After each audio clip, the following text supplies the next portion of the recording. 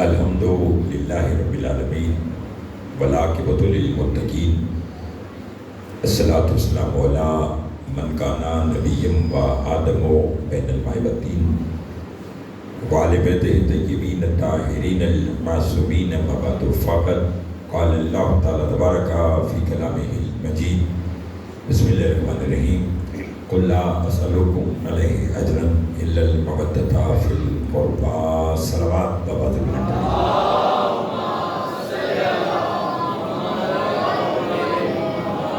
دعا کو ہوں پروردگار عالم ہم سب کا اس فرشتہ پہ بیٹھنا اپنی بارگاہ میں قبول منظور فرمائے. بانی مجلس محترم زیدی صاحب اور ان کے خانوادہ کی توفیقات میں اضافہ فرما. اس بڑے دربار سے کوئی بھی خالی دامن نہ جائے. جتنے حاضر ہیں جو پریشان حال ہیں ہم سب کی پریشانی دور فرما. جو بیمار ہیں انہیں شفا کاملہ عطا فرما. جو مقروض ہیں جو بے اولاد ہیں انہیں اولاد دریل عطا فرما. عزاداری سے الشہداء دنیا کی جس کسی حصے میں بھی ہو رہی ہے پالے والے تو سب کے خلیفہ عطا فرما. میرے بھائی ڈاکٹر فکر صاحب، جناب علی جمشید نقوی صاحب اور دیگر جتنے بھی احباب یہاں حاضر ہیں، مالک سب کی جائز شرعی حاجات پوری فرما. لاکھوں دعاؤں کی دعا ہمارے وارث کا ضرور جل فرما. ہمارے امام کو ہم سے راضی فرما. ایک صلوات اتنی بل بھیجیں جتنی محمد و آل محمد نے طاقت عطا فرمائی ہے.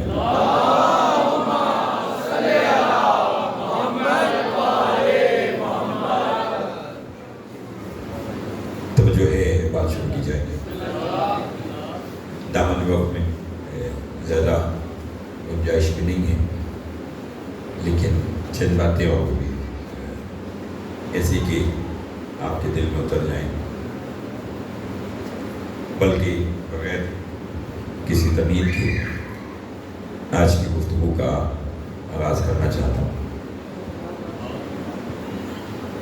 عبداللہ ابن مسعود رسول کے جلیل القدر صحابی ایک دن رسول کے پاس آئے، آ کر فرمانے لگے یا رسول اللہ مجھے حق دکھائیے.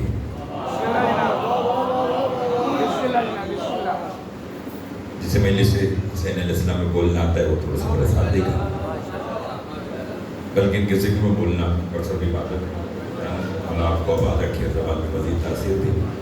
فرمایا یا رسول اللہ مجھے حق دکھائیے. رسول فرماتے جو سامنے حجرہ ہے جس کا دروازہ بند ہے، اس دروازے کو کھول، اندر جو ہوگا وہ حق ہوگا.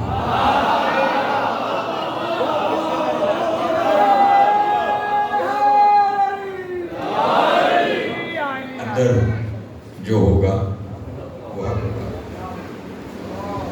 عبداللہ کہتے کہ میں رسول کا حکم پاتے جیسے میں نے دروازہ کھولا تو میں نے کیا دیکھا، مصلی عبادت بچھا ہوا ہے. میرا اور آپ کا علی مولا مصلی عبادت پر ہے، اور علی یہ کہہ کر دعا مانگ لے پروردگار تجھے نبی کی نبوت کا واسطہ میرے شیعوں کی شفاعت کر دے.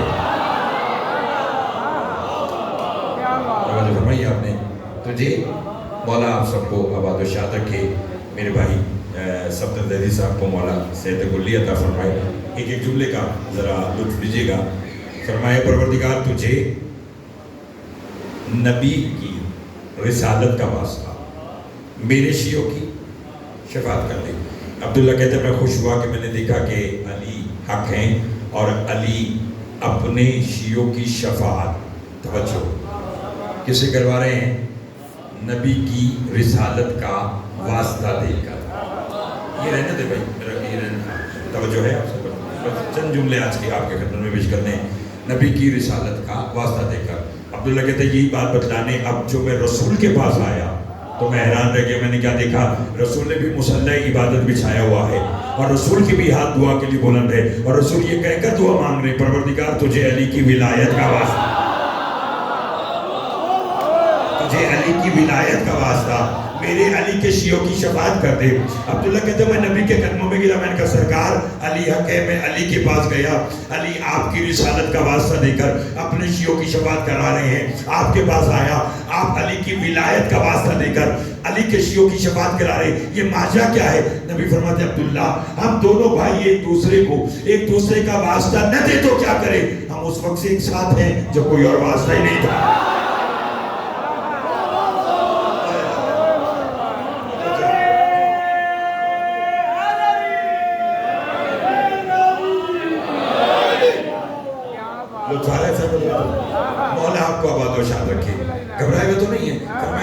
کیا ہم اس وقت سے ایک ساتھ ہیں کہ جب کوئی اور واسطہ نہیں تھا. اسی لیے امام صادق علیہ السلام سے کسی نے پوچھا تھا کہ مولا آپ لوگ کب سے ہیں؟ فرمایا جب نہ زمین تھی نہ زمان تھا نہ مکی تھی نہ مکا تھا، جب نہیں تھا تب نہیں تھا، کچھ نہیں تھا ہم تھے. اور فرمایا کچھ نہیں ہوگا. بولیے حق کون ہے؟ سب بولیے، سب کو بولنا آتا ہے. حق کون ہے؟ علی. جتنا ٹائم کہا گیا اسی میں چند جملے آج کی پیش کرنا چاہتا ہوں. رسول جی کا جو باہر بھی بیٹھے ہیں حجاج بن یوسف، اللہ اس پہ لعنت کریں گے، دشمن اہل بیت تھا. اس نے اپنے دور میں ایک اعلان کیا. اس نے کہا میری سلطنت میں علی کا نام لینا جرم ہے، اور جو علی کا نام لے گا اسے 40 کوڑے لگائی جائیں گے. علی حق ہے، یہ ذہن میں رہے. کتنے کوڑے؟ 40. اس نے کہا علی کا نام لینا جرم ہے. اسی دور میں علی کا ایک نوکر 60 برس کا بوڑھا نام ابو تمام اپنے گھر بیٹھے کہ اس کے دوست نے آ کر کہا کہ ابو تمام حجاج نے اعلان کیا کہ جو علی کا نام لے گا اسے 40 کوڑے لگائے جائیں گے. اب مجھے خبر نہیں ہے کہ آپ کہاں تک میرا ساتھ دیں گے، مگر میں جملہ کہوں گا تو پھر پتہ چلے گا. اس نے کہا ابو تمام حجاج نے علی کا نام لینا 40 کوڑے سزا رکھی ہے. اس نے کہا جو علی کا نام لے گا اسے 40 کوڑے مارے جائیں گے، یعنی علی کا نام لینا جرم ہے. بس یہ سننا تھا. توجہ. ابو تمام اپنی جگہ سے اٹھا، چلنے لگا، باہر جانے لگا. اس کے دوست نے کہا کہاں جا رہا ہے؟ کہا تو نے تو بتلایا ہے کہ حجاج نے کہا کہ علی کا نام لینا جرم ہے. سن اب گھر میں بیٹھنا جرم ہے. مولا آپ کو سلامت رکھے، ان ہاتھوں کی خیر ہو جو 14 کی مدح میں بولن. اس نے کہا نا کہ علی کا نام لینا جرم ہے، تو سن اب گھر میں بیٹھنا جرم ہے. باہر آیا، چوک چوراہے میں کھڑا ہو کر کے لگا لوگوں رسول نے کہا ہے علی حق، الحکم علی و علی المال. گھبرا تو نہیں گئی. بس 4 جملے آج کے اور سماعت کیجیے گا. مولا آپ سب کو آباد رکھے، زیدی صاحب کی مالک توفیقات میں اضافہ فرمائے، انہیں ان کے خانوادہ کے ساتھ شاد و آباد رکھے. بی بی کے نام کا فرش ازا بچھاتے مالک کوئی غم نہ دل سے پائے گا. میں حسین علیہ السلام کے میرے ساتھ دیجیے گا. جب اس نے کہا نا کہ لوگوں علی حق ہے، حجاج کے سپاہی نے پکڑا اور حجاج کے سامنے پیش کیا کہ لگے اس نے تیرے حکم کی خلاف ورزی کی ہے، تیرے منع کرنے کے باوجود اس نے علی حق کی صدا بلند کی ہے. اب علی جمشید لطف لیجیے گا، زیادہ نہیں تو 27 سفر تک آپ کو یہ جملہ یاد رہے گا، ساتھ دیجیے گا. حجاج کہتا ہے علی حق کہاں ہے؟ ابو تمام کہتا ہے. اب چونکہ ٹاؤن شپ نہ ہوتا، اچھے سننے والے نہ بیٹھے ہوتے تو شاید میں جملہ نہ کہتا، لیکن آپ لفظوں سے پیار کرنے والے لوگ بیٹھے ہیں اس لیے جملہ کہہ رہا ہوں. حجاج نے کہا جانتے کہ علی کا نام لینے کے جرم میں 40 کوڑے سزا ہے. ابو تمام کہتا ہے خاموش، عشق علی میں بس 40 کوڑے. ساتھ دیجیے آئیے گا، میرا ساتھ دیجیے گا. عشق علی میں بس 40 کوڑے، 400 مار، 4000 مار. اسے کہ نہیں پہلے 40 کوڑے کھا پھر دیکھوں گا. 40 کوڑے لگے. 60 برس کا جو بوڑھا تھا زمین پہ گرا، لب ہلنے لگے. تو جو ہے حجاج نے کہا کہ مرنے لگا ہے تو پانی مانگ رہا ہے. طنز کیا دانش کہ پانی پلاؤ. یا اسی دربار میں ایک اور علی کا نوکر علی کا عشق چھپائے بیٹھا تھا، رہا نہ گیا، کھڑا ہو گیا. اور اسے بیٹے پتا کیا کہا؟ اس نے کہا حجاج کہاں پانی بعد میں پلانا، پہلے جلاد سے کہہ کہاں لگا کے سن تو لے، پانی مانگ رہا ہے یا علی حق کہہ رہا ہے.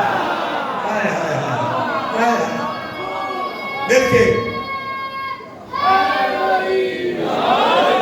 پانی مانگ رہا ہے یا علی حق کہہ رہا. جلاد نے جو کان لگایا تو جل گیا، کہنے کا مر بھی رہا ہے پھر بھی علی حق کہہ رہا ہے. بہت شکریہ. میں نے بھی جلدی کی، تھوڑی سی آپ بھی جلدی کیجیے گا. اس نے کہا علی حق کی صدا بلند کر رکھا. ہاں. اس نے کہا قتل کر دو. جو شخص نے کہا کہیں کو قتل کرتا ہے، بوڑھا ہے، اتنے کوڑے کھا چکا، بیمار ہے، گھر بھیج دے. کچھ دنوں کے بعد خود مر جائے گا، تیرا کام بھی ہو جائے گا اور قتل بھی تیرے سر نہیں آئے گا۔ اس نے کہا ٹھیک ہے، ابو تمام کو گھر بھیجا۔ بیان میں نے آج کا فضائل کی حد تک سمیٹ لیا، اسی پہ راضی رہیے گا، مولا آپ کو آباد و شاد رکھے۔ ابو تمام اپنے گھر آیا، چارپائی پر لیٹا، آسماں کی طرف دیکھ کر اپنے ہی دل میں علی سے باتیں کرنے لگا، اپنے ہی دل میں علی سے باتیں کرنے لگا۔ خبر نہیں کون کتنا بولے گا۔ پردے میں میری مائیں بہنیں بھی سماعت فرمائیں، کہنے لگا یا علی کاش مجھے اتنی مہلت مل جائے کہ کل پھر اس کے دربار میں جا کر کہوں کہ علی،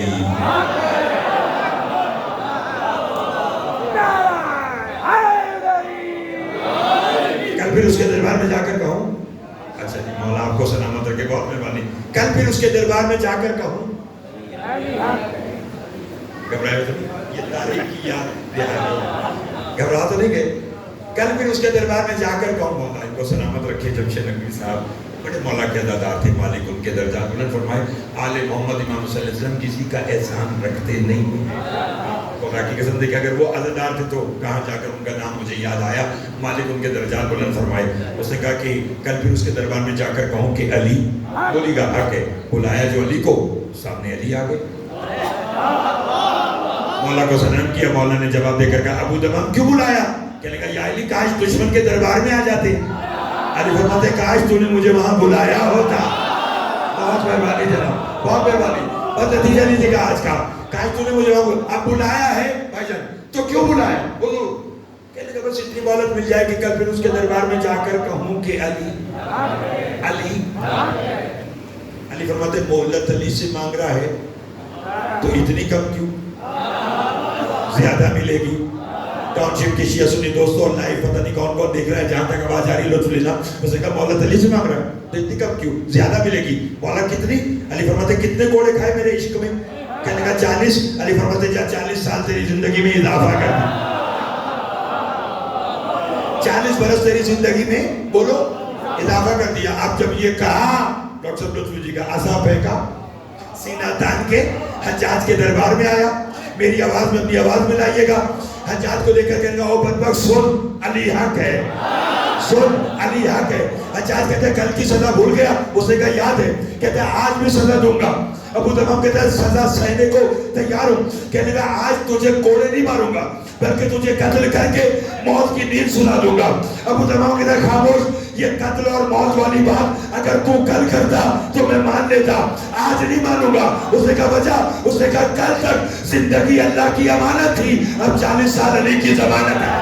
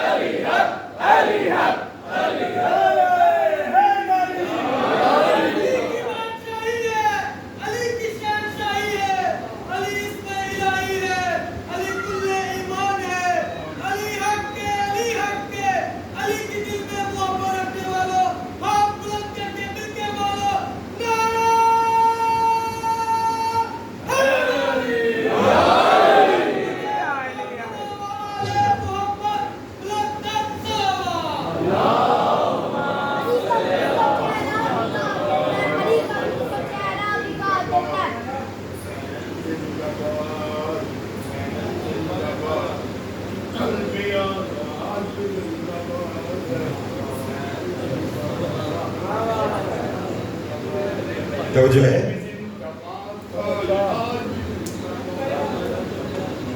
توجہ فرمائیے۔ اب گھبرا تو نہیں گئے؟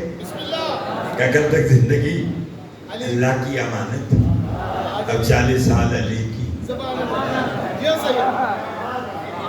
بیٹا آپ کو شیر پڑھنا چاہ رہے ہیں؟ پڑھو پڑھو۔ علی کا بغض کا چہرہ بگاڑ دیتا ہے، علی کا بغض کا چہرہ بگاڑ دیتا ہے، علی سے جو عشق کرے اس کا چہرہ سنوار دیتا ہے۔ نعرے حیدری، مولا آپ کو سلامت رکھے۔ فرمایا کل تک زندگی اللہ کی امانت، اب 40 سال علی کی۔ رہبر ہو تو ایسا، پیر ہو تو ایسا۔ اسی لیے میں اکثر کہتا ہوں کہ ہم خوش نصیب ہیں کہ اللہ نے ہمیں علی جیسا امام عطا سے بڑی اور خوش نصیبی مجلس اس بیوی سے منسوب ہے جس کی زندگی کم اور دکھ زیادہ ہے.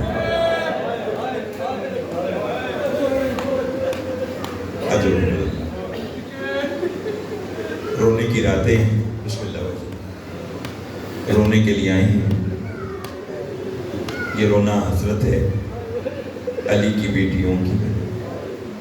اور آج آپ اس بی بی کی شہادت منانے کے لیے آئے ہیں کہ جس کے بارے میں ہر تاریخ نے لکھا کہ جہاں مجلس ہوتی ہے وہاں حسین کی بیٹی سکینہ اپنی پھوپھی زینب کے ساتھ آتی ہے. فرمایا جب مجلس ختم ہو جاتی ہے ہر کوئی مومن مومنہ اپنے گھر چلا جاتا ہے.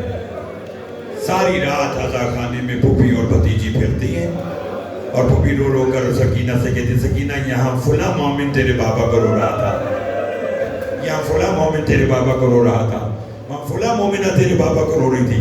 اس وقت بی بی رو کر فرماتی اماں یہ جو سب میرے بابا کو رو رہے تھے تو ان کو کسی نے مارا نہیں, ان کو کسی نے ظلم نہیں کیا. بی بی فرماتی یہ کوئی جرم تھوڑی کر رہے تھے, یہ تو تیرے بابا کو رو رہے تھے. اس وقت بی بی رو کر فرماتی اماں اگر میرے بابا کو رونا جرم نہیں ہے تو پھر بتا میرے رخسار لال کیوں. اجرکم اللہ اجرکم اللہ. کہا پھر مجھے بتا کہ سارے راستے کربلا سے شام تک شمر مجھے تماچے کیوں مارتا رہا. اجرکم اللہ اجرکم اللہ. رونے کی رات ہے.